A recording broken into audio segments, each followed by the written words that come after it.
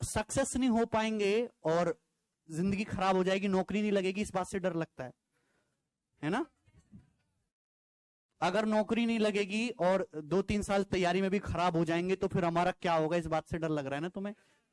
ऐसा कितने स्टूडेंट के साथ है? सबके साथ है। देखो, अगर तुम पहले से ही मन में ये करके बैठोगे कि अगर मेरी नौकरी नहीं लगेगी, और पहले तुमने मान लिया कि देयर इज ए चांस कि नौकरी नहीं लगेगी, तो फिर डर तो लगेगा ही। तुम ये पहले से कैसे एज्यूम कर रहे हो कि मेरी नौकरी नहीं लगेगी, देयर इज ए चांस? ऐसा कोई चांस भी है? पहली बात तो हमारे इंडिया में हर एक आदमी को एटलीस्ट 2 कैरियर ऑप्शन लेके चलने चाहिए। ये है, 2 कैरियर ऑप्शन लेके चलने चाहिए। जो लोग कहते हैं ये मेरा जीवन का मकसद है और मैं यही करूंगा, तो ऐसे लाखों करोड़ों एग्जाम्पल हैं जो वो चीज नहीं कर पाए और उनका लाइफ का एक बहुत बड़ा हिस्सा उस चीज को करने के चक्कर में खराब हो गया। लोग तो केवल अखबार में जो कटिंग आती है कि रिक्शा वाले का बेटा आईएएस बना, लेकिन वो अखबार की कटिंग वाले ये नहीं छापते हैं कि 10,000 लड़के और भी आए थे बिहार पटना से पढ़ने और वो आईएएस नहीं बने और बनने के चक्कर में उनके 6-7 साल खराब हो गए। ये देखा कभी छपते हुए? तो आपको एटलीस्ट 2 कैरियर ऑप्शन रखने हैं। अभी जो उसमें एक प्राइम होगा और एक दूसरा जो तुम्हारा सब टारगेट होगा।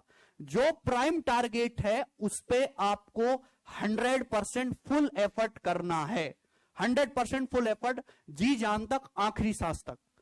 और ऐसा नहीं है कि अगर आप अपने प्राइम टारगेट में सक्सेस नहीं हो पाए तो लाइफ खराब हो जाएगी। अगर तुम खुद देखो, मैं 2016 में बीटेक करी है मैंने, तो आप में से भी बहुत सारे स्टूडेंट से छोटा हूंगा शायद एज में। 2016 में बीटेक करी, एक बार तैयारी करने का भी सोचा कि मैं भी एसएससी की तैयारी करूंगा, और मैंने कभी एसएससी की तैयारी नहीं की। मैंने कभी भी अंग्रेजी पढ़ के नहीं देखी, केवल गणित पढ़ता था मैं और डाउट क्लासेस लेता था। और 2016 का जब रिजल्ट आया तो मेरा सिलेक्शन 0.25 नंबर से रह गया। आप चेक कर सकते, 0.25 नंबर से मेरा सिलेक्शन रह गया। अगर काश मेरा सिलेक्शन हो जाता और मैं ऑडिटर बन जाता और शायद मैं कश्मीर या गुजरात में चला जाता, तो मैं क्या होता? तो क्या मैं यहां पे होता? क्या मैं तुम इन हजारों बच्चों को ऐसे बात सुना पाता? क्या तुम मेरी बात सुनते?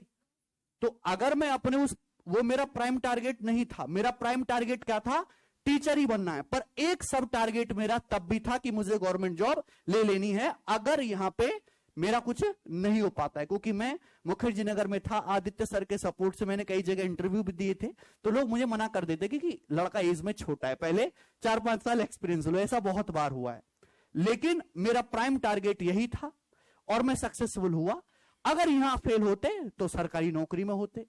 तो हर एक बच्चे को, क्योंकि इसका एक रीजन है कि पहले लोग कहते थे कि एक नाव में सवार होके चलो, है ना? लेकिन हमारे देश में पॉपुलेशन इतनी ज्यादा है कि एक नाव में सारे लोग आ ही नहीं सकते। तो यहां पे नाव बहुत सारी है, तो एक टांग दूसरी नाव में और एक दूसरी नाव में, ऐसे आपको एजम्पशन करना है। मतलब 2 कैरियर ऑप्शन आपके एटलीस्ट होने चाहिए। पर अभी जो प्राइम टारगेट है जिसके लिए आप मुखर्जी नगर में आए हो, सरकारी नौकरी की तैयारी करने, उसी पे अपना 100% एफर्ट मारना है और एक टाइम फिक्स करना है, 1.5 साल 2 साल, कि इतने टाइम पीरियड में मुझे निकालना ही है। और केवल एक सरकारी नौकरी नहीं निकलती है, निकालने वाले 5-5 निकालते हैं। You need to identify कि आपकी अपनी यूनिकनेस क्या है।